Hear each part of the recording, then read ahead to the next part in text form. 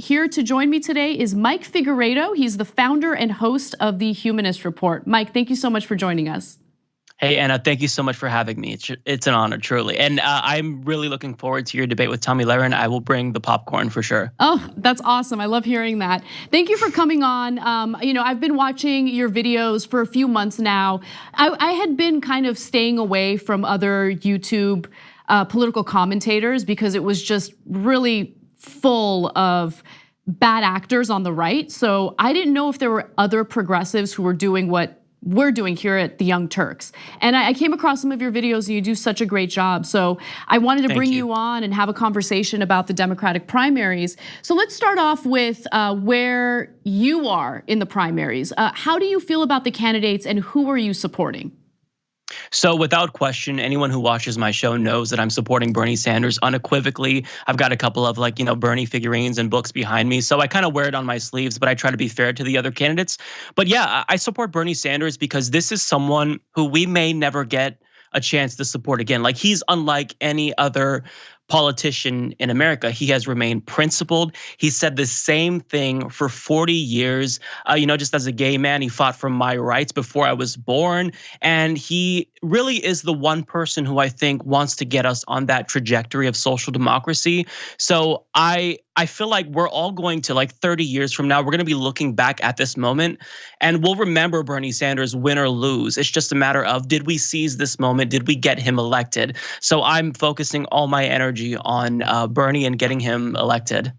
All right, so the second question was going to be, why do you support him? But you did a pretty good job in explaining why. And just this past week we had David Dole on, and he gave very similar answers. He feels that this is a once-in-a-lifetime opportunity to elect someone who isn't just about himself and becoming president, who actually wants to push forward with a movement, a real progressive movement in the country. Now, how do you differentiate Bernie Sanders from Elizabeth Warren? There are people in mainstream media that like to treat the two as if they're the same, but there are clear differences. Can you talk about that a little bit?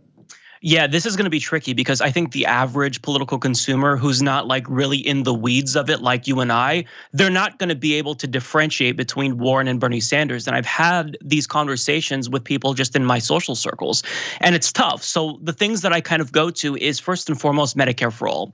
Elizabeth Warren has always been wishy-washy on Medicare for all. Before she ran for the Senate, she supported it. Then during her 2012 Senate campaign, she kind of backed away from it. She supported it in 2017, and then in 2019, she started to back away from it, only to unequivocally endorse it at the debate. So the thing is that supporting Medicare for all in and of itself, I give her credit for that. But what I really try to emphasize to people is that what we want is someone who's going to get in and fight for Medicare for all. Because when you are elected, if you're saying you're going to do Medicare for all, you're going to have the weight of a multi-billion-dollar industry come down on you. So you're going to have opponents in your own party that you're going to have to take on who are bankrolled by this industry. So if you truly want Medicare for all, if you want to save lives, 30,000 per year approximately who are dying because they don't have health insurance, you've got to go for the candidate with the record who's most reliable. And even if we don't get Medicare for all with Bernie Sanders, I know damn well he's going to fight for it. So that's one of them. Another thing is that Elizabeth Warren, in terms of reforming the Democratic Party itself, I don't necessarily see that she wants to do that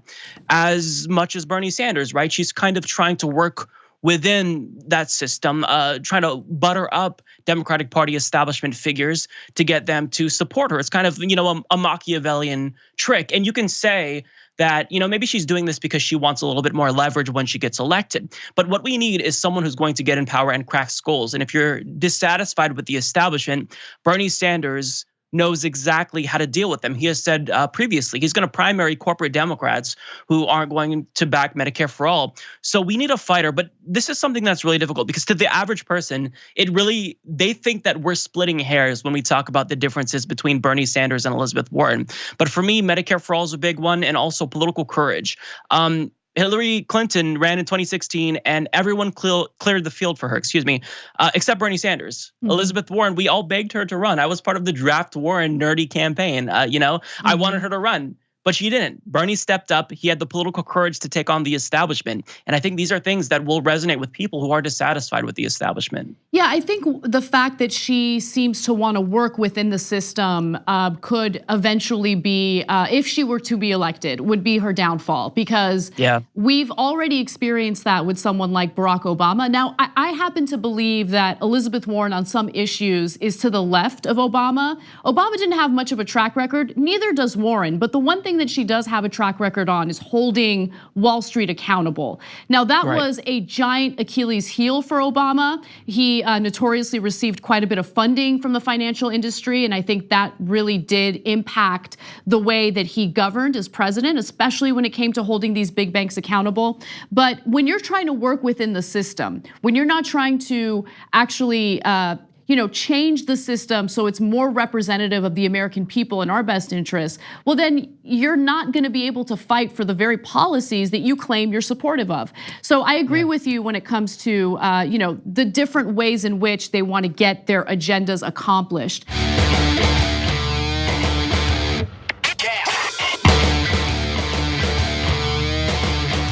Oh, you want to see more videos like this. Just subscribe to the channel below. And don't forget to become a TYT member and download the TYT Plus app on your phone. Head over to tyt.com/join today.